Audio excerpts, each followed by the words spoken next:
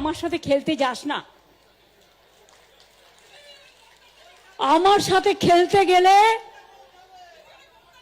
আমি যে খেলাটা খেলবো সেই খেলায় তোমরা আমাকে ধরতেও পারবে না, ছুটতেও পারবে না, নাগালও পাবে না। সারা ভারত সরকার বসে থাকো, সব এজেন্সি নিয়ে বসে থাকো, কোটি কোটি টাকা খরচ করো, টাকা গুজে গুজে দাও, আমায় বাংলায় আঘাত করলে, কারণ মানুষকে আঘাত করলে আমি মনে করি আমাকে আঘাত করছে। আমাকে আঘাত করলে আমি সারা ভারতবর্ষ হিলিয়ে দেব, এটা মাথায় রেখো।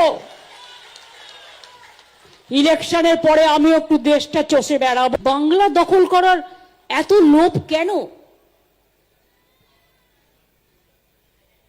বাংলাকে পছন্দ করেন না, বাংলার মানুষকে জব্দ করতে হবে, বাংলা ভাষাকে স্তব্ধ করতে হবে।